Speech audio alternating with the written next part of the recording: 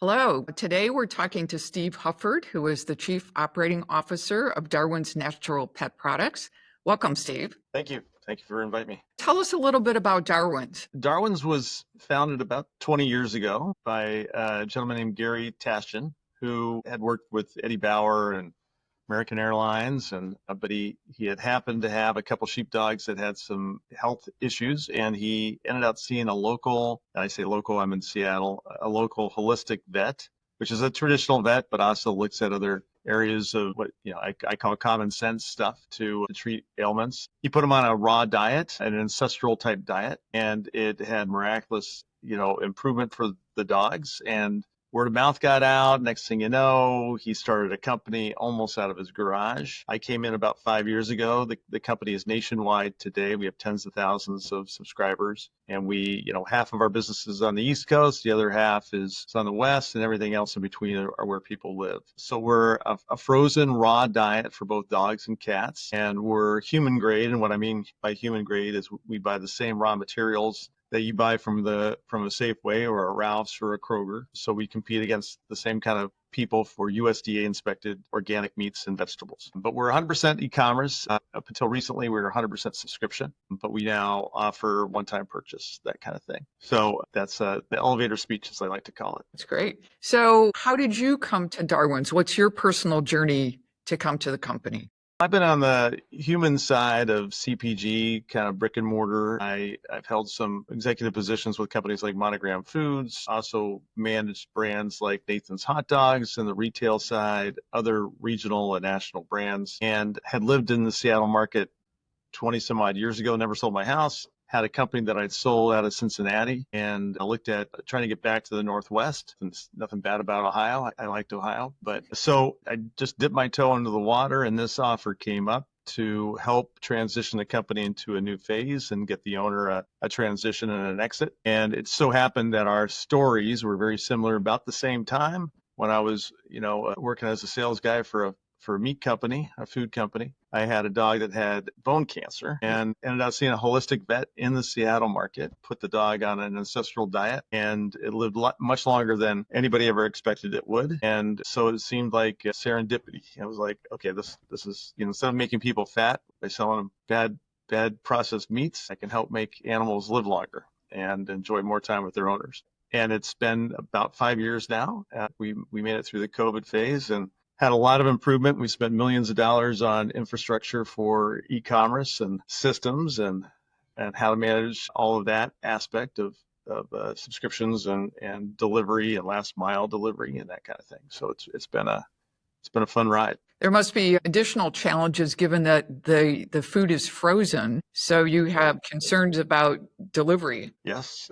So when I came into the company, we at that time were using not only styro type inserts, like 5-panel styro inserts. Not only could that not be recycled at the time, though, we were very conscious of the environment, so we would actually pay to have those boxes moved back and then dispose of them properly. But now we've since found product that's curbside recyclable, and it actually has a better insulation factor than the styrofoam does. But we've now strategically put our fulfillment centers so where about 90% of our orders deliver within 2 days ground. UPS is the main carrier we use, and we use dry ice, and in some cases the insulation is so good we don't need to use dry ice, and we can deliver within a day. And that's been a huge aspect of our business, is to get that delivery and that successful delivery not thawed, obviously, to the customer. And so when I first started, that was a tough problem, and now it seems like a distant pain. So, but obviously we got to ship our product there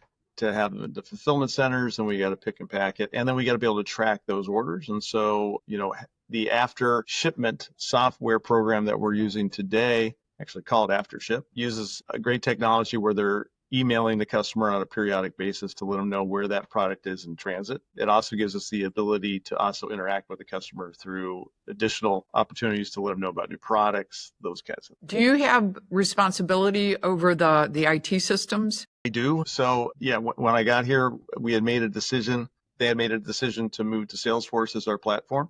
Mm-hmm. So we have looked at adding in some AI type products, which helps us with our CRM, our customer relation. So when people come into our website with that direct chat, we have a database of information, everything from how much should I feed my pet to you name it. And we will go live with this in June. It's pretty intuitive. And we let the customer know it's not a human. And we have a full staff of customer service people here as well. So we kind of call ourselves the Nordstrom's of the pet food business. So you're very close to a human when you have a problem here. So we got about 10 CS agents that are on staff all the time. And how do you envision that automation, the AI, the chatbot, if you will, how will that support your growth versus having to have hired additional customer service personnel? Well, probably exactly that, right? It's the ability to where that AI can interact directly with AfterShip. It can also look at the subscription and know when that customer comes in, the last time they called, what they called about, where their order is. It could even bring up the shipment information to say, I see you have an order that's out for delivery. It's due to arrive today. And you've got another order in the queue to ship in 2 weeks or something like that. I'm making some of that up, but that is how intuitive it is. And in some cases, that might be all the reason why they're calling. And so to be able to have that, number one, satisfies the customer relatively quickly. And then in some cases, people don't want to talk to a person, right? And they just want the answer and may not have the skill to go through and enter that information into their website or into their customer portal. What technology investments have given you the highest return on the investment in the last year or two? That's a tough one. We spent a lot. One of the biggest pain points was, where is my order? So although that was not the most expensive aspect of systems, that was probably the most beneficial. The other one is the subscription engine itself. So there's a lot involved in understanding when I come into the website and I've got a chocolate lab sleeping over here, but if I got a 70-pound dog and it doesn't have any food allergies or anything, how much does that dog need to eat based upon its activity level? And then based upon where you are, what day of the week does that ship, to understand that it needs 2 days to get there and that it's not going to deliver on a Saturday or a Sunday. And if you're not in a major metropolitan area, it's not going to, it may not deliver on a Friday if it ships on a Thursday. So there's a lot of information that has to be pulled from an order management system, an OMS type system, into that subscription. That currently is handled through a Salesforce OMS, and the information goes through a warehouse management system that integrates and talks through API connectors. So just gives more transparency and the ability to move things easier. So one of the reasons why we've got a facility in Pennsylvania and one in Florida is that if we have weather issues in one of those two places, the ability to move those orders to another location to then fulfill those orders without a lot of interruption is what we really want to be able to have. And that's been very difficult to do currently with our current systems, but will be much easier going forward, and the cost is less. These other locations, are they warehouse locations or are they actually food processing, manufacturing, if you will? They are warehouses. They are frozen. We call them 3PLs, and I like to call them pick and pack. So we ship our finished goods there. They scan that product. They get a sheet, a pick sheet, and says, hey, Jeannie's got an order going to, Cleveland, Ohio, and these are the items that she needs for her cat or her dog. And the person actually picks that. It gets the lot number. We know when that product was made, what product went into it, what organic farm that made the celery or whatever it was that went in there, the carrots, where all that came from. And then that order gets transmitted directly back to our system and to AfterShip and to UPS. And then we can track that order throughout its life cycle.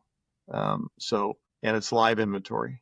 So when we ship out a truckload of product to a facility in Pennsylvania, we know until people scan that product out what's in that warehouse. That's really a heavy lift to go directly to the consumer versus a grocery store in quantity. Sure.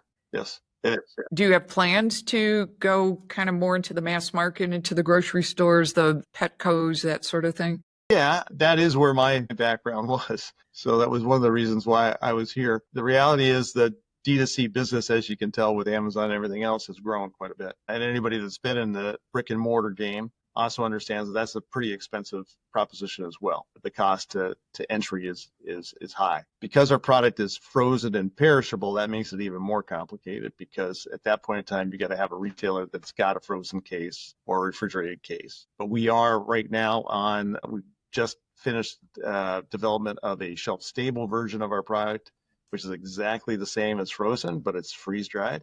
In addition to that, we've got treats that are freeze-dried treats, and we've got product that we believe will be a refrigerated, longer shelf life that would enable us to get into that retail brick-and-mortar type environment. We like to be able to manage that relationship we have with our customers, so we don't really want to go through a third-party distributor at this point in time. But that is definitely where we're headed, is to expand into retail. Is this an industry that's regulated? Are there government regulations on the food itself? Well, there is. In the world today, there's a lot of questions about how big those agencies are going to be. But all of our raw materials are inspected and managed through the USDA, U.S. Department of Agriculture. Our facilities and other facilities like ours are then managed by the FDA.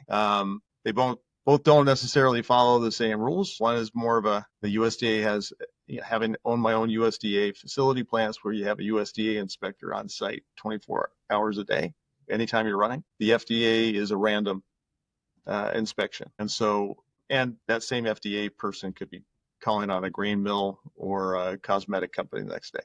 But yes, we're under both regulations.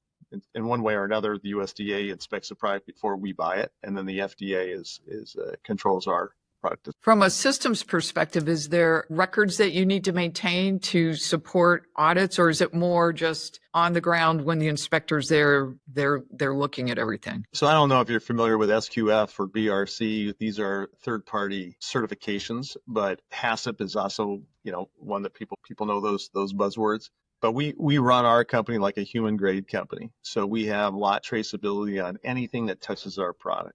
So if it's a premix that goes into the product to make sure that we've got enough taurine for cats, we know where that product was packaged, when it was packaged. If that company called us up and said, we've got a recall on this, we know exactly what product that went to and who that customer was that got that product. So we have lot traceability on everything. That's a lot. It is a lot, yes. And we have mock events where we'll track that stuff to make sure that we're on top of it.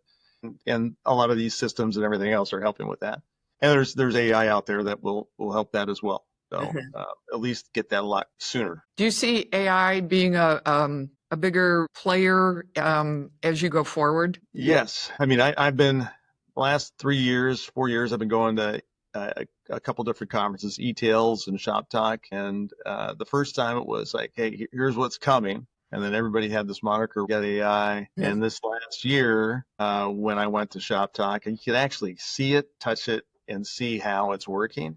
And it is pretty amazing. There's, companies out there that, can also help you forecast what your movement's going to be without necessarily knowing what this new product will do, just based upon all these different data points and how it can digest it. The one that makes the most sense to us, I mean, we have AI as well with phone calls and how emails come in and those kinds of things, but those aren't what people think of artificial intelligence per se. Even the gorgeous one that we were talking about is it's taking the data that we're providing it and absorbing it immediately and being able to repeat that in a format that a human can understand. And it does learn, in the sense that it knows that this is normally the response that's going to be good. And we have to coach it. So we have to say, next time, respond this way. But, I'm approached constantly with AI technology that we can use. I think there's, in some cases, we want to see how well that's really working and which ones are going to survive and the cost and then the plug-in value of it. So a lot of AI can be put on top of a platform, which makes it a lot easier than trying to worry about an API connector or how well it plays well with Salesforce. So I see a lot coming down the road with this. Yeah, the products themselves are incorporating AI, so you're using it that way. Then there's standalone tools. So it's an interesting time. But as you said, we're sort of in the infancy, so we'll see where it all goes. And you don't necessarily want to be one of the pioneers. I mean, exactly. I mean, there's a lot of expense when you don't do things right. And in our world, both the consumer and the pet's reaction to what we do is most important. So we want to be, we want to be pioneers, but pioneers in developing good products and good Products. service, and we don't want to risk that with something trendy. How do you find new customers? Is it mostly word of mouth? Everything from ambassadors to Meta to, advertising, social media, all of that. That world has changed quite a bit as well, and AI is out there. Uh, there's a couple very exciting, interesting things where they'll be like, hey, we can come in and tell you if you've got $100,000, a week in advertising to spend to bring customers in, we can maximize where best to send that advertising dollar at any given moment based upon all these different parameters. Sounds great. Again, it's a lot of money. So, and anytime you change a platform or how you're trying to advertise or market, the other side, the Google, everybody else, they're learning too, right? So if you change your way of presenting, it has to relearn that. So sometimes your AI is going to compete against somebody else's AI platform, and it may not have immediate results. So long term, I think it would work. It's just a question of how much money you want to spend. Right. So what keeps you up at night? What are the biggest problems that you worry about with the company? I think, economy is a big part of it. We're in a post-COVID state right now. Tariffs definitely impact a lot of aspects of our business and a lot of aspects of our consumers' business, right? So I think that as well as just, managing, we're a vertically integrated facility. So we've got 100 people. I can tell you right now that yesterday we had a truck show up in our Texas facility, a full truck of frozen product, and the driver didn't have the reefer on. So everything showed up thawed, hundreds of thousands of dollars of product. What a waste. Frankly, it's sad. But, those are the things that keep me awake at night. Luckily, we have plenty of inventory. So I'm sure by the time anybody sees this that gets product out of our Texas facility, it'll be long gone, but we won't be shorting anybody. So, but those are the kind of things that you can't control, but those happen. You just have to. Any concluding thoughts from your perspective on technology, where the company's going, what the future looks like? I mean, the future's bright. I mean, pets are, a lot of people are having pets instead of children. So, we're in good place there. There's a lot of, concerns over things like bird flu, those kinds of things. Half of our customers are cats and the other half are dogs. And so, I would say that, food safety is always a critical piece for our industry and for anybody's industry. The availability to be able to get resources and product and proteins and those kinds of things are critical for us. And so hopefully tariffs and those kinds of things will not impact. We domestically source most of our product. So we have farmers in Eastern Washington. We've got ranchers in the Dakotas. We have a good relationship with those kind of things, but everything else impacts them as well. So it comes downstream. So those are things that can impact us for sure, and the consumer.